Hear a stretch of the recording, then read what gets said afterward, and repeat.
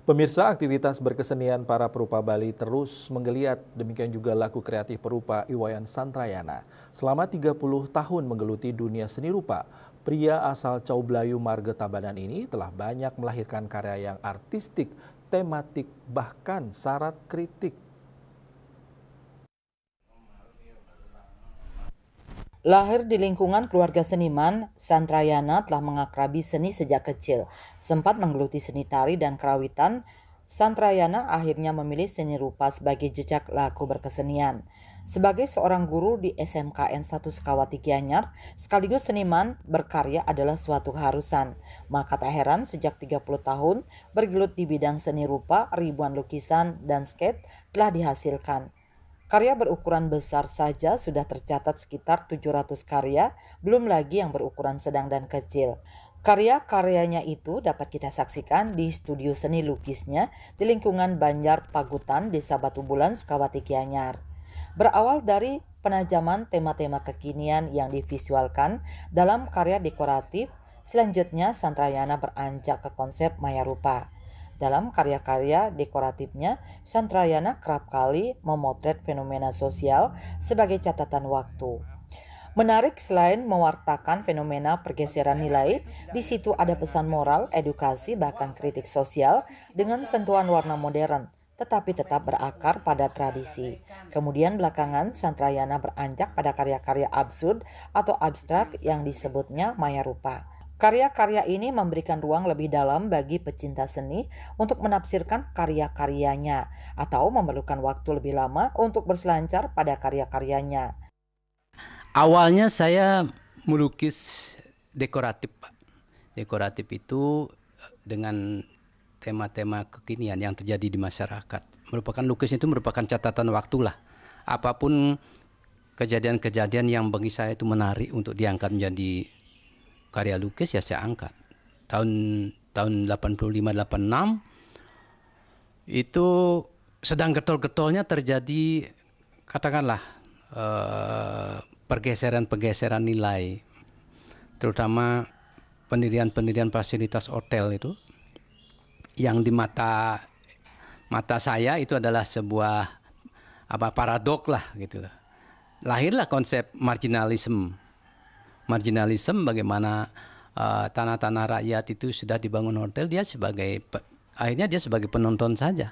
Entah itu terjadi secara sadar atau tidak sadar, itu kan kita tidak tahu hal itu. Yang jelas itu saya angkat menjadi sebuah karya-karya yang periodenya cukup lama, dan sampai hari ini pun saya masih merindukan dan melahirkan karya-karya yang bersifat dekoratif seperti itu. Ya, saya rubah gaya-gaya tradisi itu ke dalam muatan yang kekinian itu dengan warna yang saya angkat dari warna-warna yang tradisi juga. Seperti contohnya ini judulnya adalah Berburu dan Diburu. Yang di atas itu berburu dan diburu. Ya, nelayan kita di pantai itu ya berburu dan dia ikan aja tapi dia sudah diburu oleh investor di atas melalui pesawat-pesawat itu ya dia. Nah, yang kedua, ini karya-karya ini mencerminkan bagaimana hutan kita sudah habis. Tapi kita punya sebuah kearifan lokal untuk bagaimana kita ingat bahwa kita tidak lepas daripada alam itu sendiri dengan ritus-ritus yang kita punya di Bali.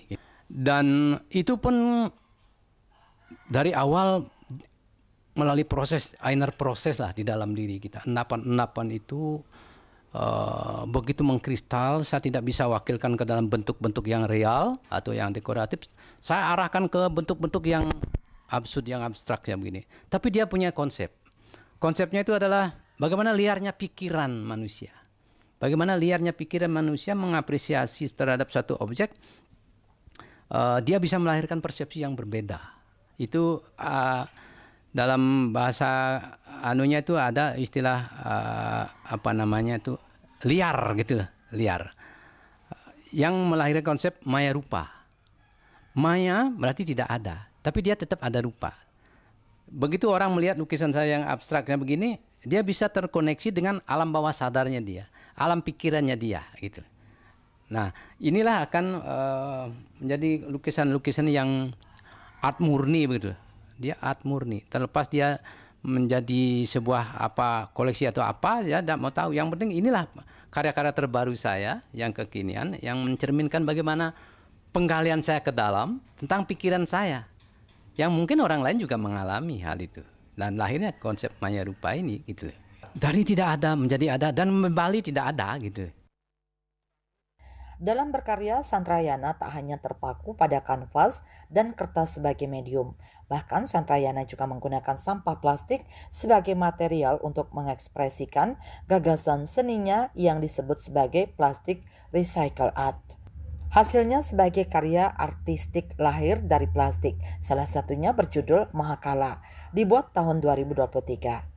Karya ini syarat pesan edukasi bahwa penggunaan sampah plastik sangat membahayakan alam beserta isinya. Tanpa dikelola dengan baik, sampah plastik akan berubah menjadi kala yang siap membahayakan umat manusia. Selengkapnya, ikuti Taksu Bali TV, Senin 14 Oktober 2024, pukul 21 WITA. Subrata dan Indrawan, Bali TV.